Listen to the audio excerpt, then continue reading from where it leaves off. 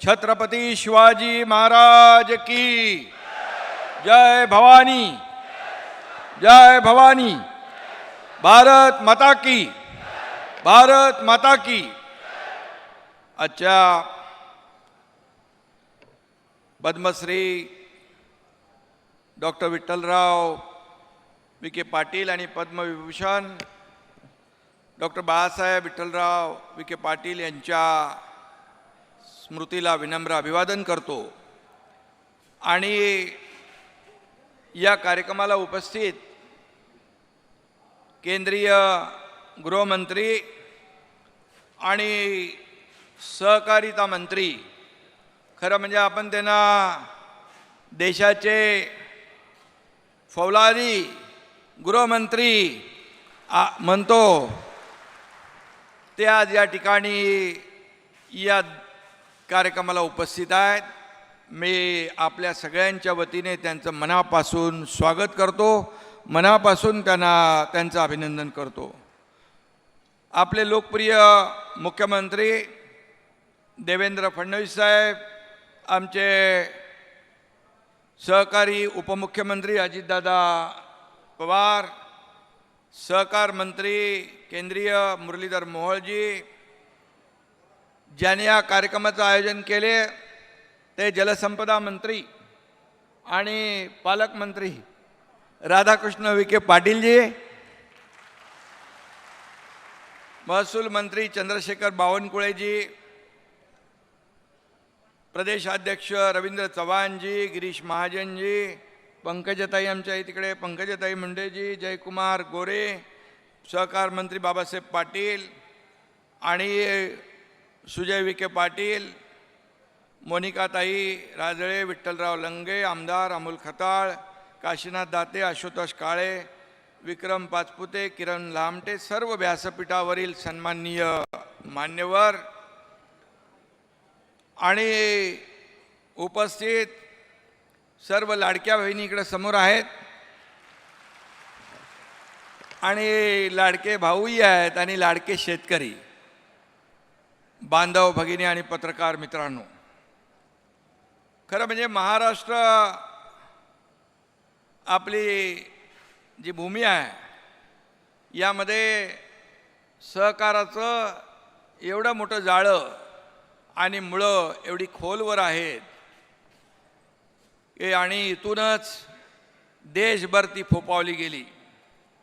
खरं म्हणजे सहकारिता के माध्यम से देश की समृद्धि का संकल्प लेने वाले और किसानों के जीवन में क्रांति लाने वाले और क्रांति लाने के लिए मिशन मोड पर कार्यरत रहने वाले अमित भाई, मैं आपका फिर एक बार इस महाराष्ट्र की धरती पर हृदय से स्वागत करता हूँ। आपको बहुत बहुत अभिनंदन करता हूँ आपका। आज खरं म्हणजे सहकार क्षेत्रातल्या दोघा महान पिता पुत्रांच्या पूर्णाकृती पुतळ्याचा हा संपन्न सोहळा होतोय। हा सोहळा म्हणजे प्रवरानगर लोणी परिसर हा महाराष्ट्राच्या सहकार इतिहासातलं हे खऱ्या अर्थाने आजचा ऐतिहासिक दिवस आहे। सुवर्णाक्षराने लिहून ठेवावा असा दिवस आहे असं म्हटलं तर वावगं ठरणार नाही। आणि याच भूमीतून मगाशी मी म्हटलं महाराष्ट्रातल्या नाही देशाला सहकाराचा वारसा मिळाला। या भूमीने दाखवलं शेतकरी संघटित होऊन आणि एकजुटीने क्रांती घडवू शकतो। इथूनच याची सुरुवात झाली। पद्मश्री डॉक्टर विठ्ठलराव विखे पाटील यांनी लोणीला पहिला सहकारी साखर कारखाना उभारून सहकाराची क्रांती घडवून आणली। शेतकऱ्यांच्या घामाला योग्य मोबदला मिळावा, त्यांच्या पिकाला चांगला भाव मिळाला पाहिजे, त्यांची मुलं शिक्षण घेऊन पुढे जावीत म्हणून विठ्ठलरावांनी संपूर्ण आपलं आयुष्य वेचलं। आणि त्याचबरोबर हाच वारसा लोकनेते बाळासाहेब विखे पाटील यांनी जीवापाड जपला। त्याने फक्त सहकार शेतीपुरतं मर्यादित न ठेवता प्रवरा मेडिकल कॉलेज असेल, प्रवरा कोऑपरेटिव्ह बँक असेल, शैक्षणिक संस्था, कृषी व आरोग्य प्रकल्प यांच्या माध्यमातून संपूर्ण अहिल्यानगर जिल्ह्यालाच खऱ्या अर्थाने नवसंजीवनी दिली आहे असं म्हटलं तर वावगं ठरणार नाही. आज लोणी व अहिल्यानगर जिल्हा हे शिक्षण, आरोग्य आणि सहकाराच्या कार्यामुळे देशभर ओळखलं जातं. विठ्ठलरावांचा, बाळासाहेबांनी वारसा खरं म्हणजे आमच्या मंत्रिमंडळातील सहकारी राधाकृष्ण विखे पाटील यांनी सुद्धा जपला आहे आणि पुढं आपला सुजय पण त्याचा वारसा पुढे नेतो आहे, याचा आपल्या सगळ्यांना अभिमान आहे. विठ्ठलराव यांनी या पहिल्या सहकारी साखर कारखान्याची इन्व्हेस्टमेंट केली. ती सामाजिक जाणीवेची होती, माणुसकीची होती आणि खऱ्या अर्थाने सहकार्याची होती. आज ही गुंतवणूक आज 2 पिढ्यानंतर देखील आपण फोपावलेली पाहतोय आणि याचा वटवृक्ष झालेला आपण पाहतोय. आणि म्हणून आज लोणी प्रवरानगर हे राज्यातच नाही तर देशात ग्रामीण विकासाचं मॉडेल म्हणून ओळखलं जातं, याचा देखील आपल्याला सार्थ अभिमान आहे. लोकशाही, चारित्र्य, बंधुभाव, शांतता, प्रगती ही तत्व म्हणजे सहकाराचा खरा आत्मा आहे. हाच आत्मा महाराष्ट्राने अनेक वर्ष जीवापाड जपलेला आहे. देशाला महासत्ता करण्याचा निर्धार केलेल्या आदरणीय प्रधानमंत्री नरेंद्र मोदीजींनी सुद्धा सहकाराचं महत्त्व किती आहे हे ओळखलं आणि पूर्वी सहकारामध्ये काय चालत होतं, काय होत होतं हे देखील ओळखलं. त्यामुळेच केंद्रात देखील सहकार खातं पहिल्यांदा निर्माण केलं आणि त्याची जबाबदारी गृहमंत्री अमित शाह साहेबांवर दिली. हा देखील एक मोठा इतिहास आहे.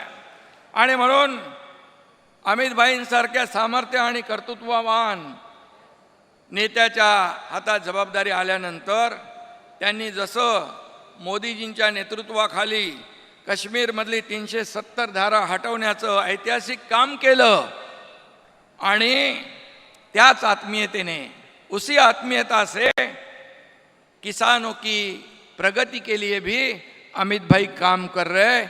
ये बार बार उन्होंने अपने कार्यशैली से दिखाया है. आणि म्हणून देश की आंतरिक सुरक्षा को मजबूत रखते हुए, नक्सलवाद का खात्मा करते हुए देश के सहकारिता भी सशक्त करने का अमित भाई का दृढ़ निश्चय है, संकल्प उन्होंने किया है. इतने निश्चयी, कणखर और दूरदर्शी गृहमंत्री और सहकारिता मंत्री आपल्याला भेटलेत, हे आपलं भाग्य आहे. आपल्या सगळ्यांना त्यांच्याबद्दल अभिमान आहे, गर्व आहे. आणि म्हणून मी खरं म्हणजे त्यांचं पुन्हा एकदा अभिनंदन करीन. आणि सहकार चळवळीला बदनाम करायचं आणि निस्तेज करायचं आणि नंतर सगळं हडप करायच्या वृत्तीलाही अमित भाईंनी चाप लावलेला आहे. अमित भाई यांनी बेशिस्ती, एकाधिकारशाहीला देखील लगाम घातलाय. वर्षानुवर्ष भाकरी फिरत नाही, त्यामुळे ती करपते. ही भाकरी फिरवण्याचं काम देखील अमित भाईंनी उत्कृष्टरित्या केलं आहे. त्याबद्दल देखील त्यांना धन्यवाद. कोणत्याही क्षेत्रात बदल नसतील तर ते क्षेत्र संपायला, रिफॉर्म्स नसतील तर ते क्षेत्र संपायला वेळ लागत नाही. आणि म्हणून आज सहकार क्षेत्र अमित भाईंच्या नेतृत्वाखाली बदलतं आहे. या क्षेत्राची आधुनिकतेकडे वेगाने वाटचाल सुरू आहे.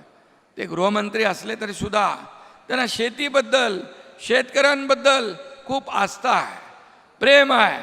आणि शेतीमध्ये देखील नवीन बदल घडले पाहिजे असं त्यांचं म्हणणं असतं. आणि म्हणून